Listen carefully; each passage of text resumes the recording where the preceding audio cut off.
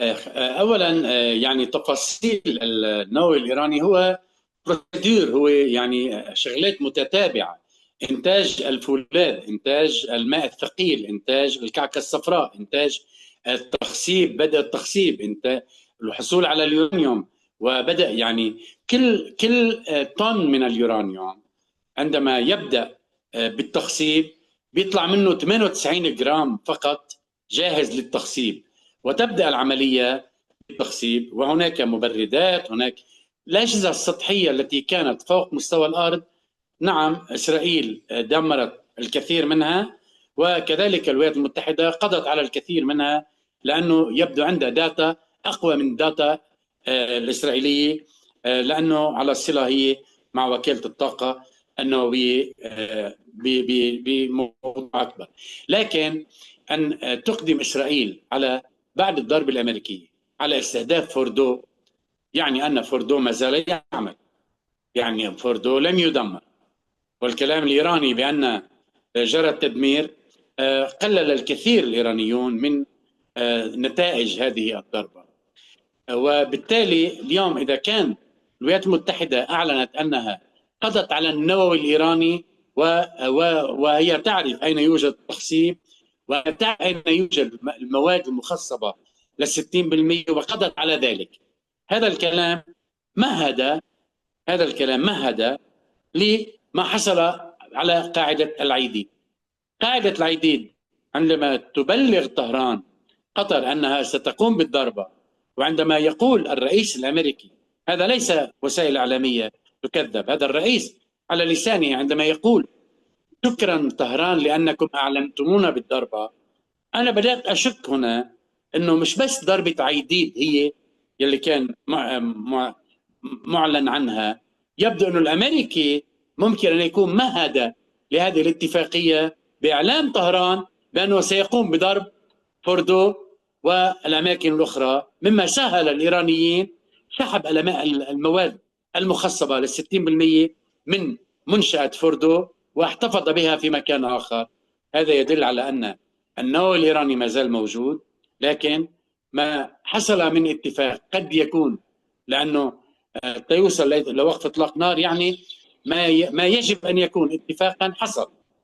لذلك هذا الاتفاق عندما حصل يعني لن يخرج عن مطالب العالم كله ومطالب الدول السبع التي اضطر الرئيس الأمريكي أن يخرج منها، يغادرها قبل نهاية الاجتماع. بيانها كان أن لن نسمح، يجب على إيران أن لا تصل إلى النووي العسكري، أن تصل إلى السلاح النووي، ما يعني أن التخصيب ما تحت السلاح النووي هو مقبول، وهذا ما ممكن أن يكون تم الاتفاق عليه. إذا كانت إسرائيل هي من يعني قصدت أن يكون هناك قصف، أن يعني إسرائيل كانت تنوي تدمير عدم تدمير القوة النووية الإيرانية كاملة لعدم تمكين إيران من الوصول إلى السلاح النووي، لكن أمريكا فضلت أن تصل بالبرنامج بهذا الاتجاه. البرنامج النووي سليم، تأخر نعم، ما حصل فوق الأرض أعاق البرنامج نعم، لكن قتل 10 علماء نوويين من أصل 12 ألف عامل في القطاع النووي من فيزيائي وكيميائي ومخصب ما زالوا موجودون. وهذه الخبرة الإيرانية ليست يعني لم تتأثر سوى بالتأخير ليس أكثر. عميد، طالما انه انت عم اعتبرت ان البرنامج النووي الايراني سليم، حتى يعني انتهت الحرب وهو لا يزال سليم. برايك يعني بعد الحرب ايران ستتوسع في مشروعها النووي للوصول الى القنبله النوويه، وخاصه انها يعني احست بحجم الخطر الاقليمي والدولي عليها؟ يعني اسرائيل ضربت ايران، امريكا ايضا ضربت ايران. برايك هل ايران ستصل الى الرادع النووي لردع المخاطر الإقليمية والدولية عنها؟ آه، يعني اليوم عندما شكك الرئيس أوباما في خطابه في الأمم المتحدة عام 2015، شكك بأن إيران تنتج ولديها منشأة لم تعلن عنها لوكالة دولية للطاقة الذرية وهي منشأة فوردو، وأعلن ذلك علنا. الاستخبارات الأمريكية وصلت إلى هذا الحد. يعني لا ثقة بين أمريكا وطهران بهذا الاتجاه. وأثمر الاقتراح الضغط الإسرائيلي عبر نتنياهو على الرئيس الأمريكي ترامب في ولايته السابقة بأن يخرجه من الاتفاقية التي عقدت عام 2015 5+1. يعني الضغط الإسرائيلي أخرج الولايات المتحدة من الاتفاقية. عندما أخرجت من الاتفاقية عمليا الإيراني زاد الشك لديه بهذا الموضوع وبدأ بالتخصيب لمستوى 60%. التخصيب 60% هو ممهد للحصول على تخصيب بشكل قريب لل90 والذي يمهد للحصول على السلاح النووي العسكري. لكن حتى الآن إيران لم تنحو هذا المنحى، وبالتالي إذا كانت سلكت هذا الطريق يجب أن نشهد تجربة تفجير سلاح نووي سواء في المحيط أو في صحراء معينة، وهذا لم يحصل.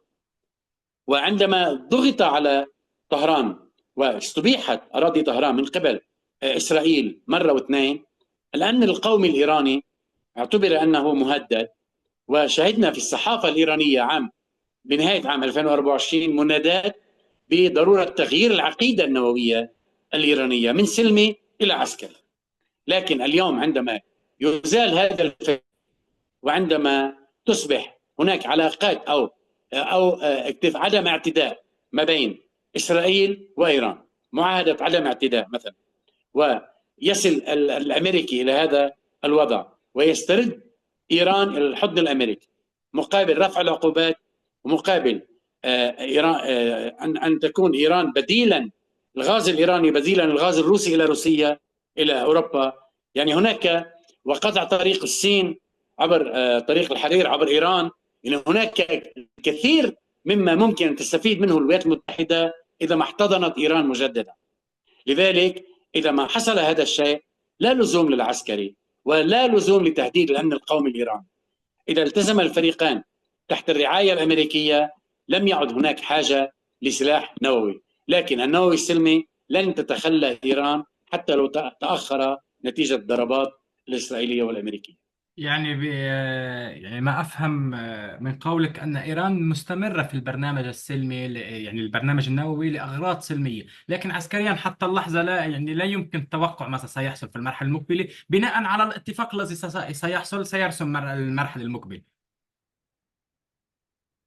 صحيح. إزالة الخطر على الأمن القومي الإيراني يعفيه من الوصول إلى النووي العسكري.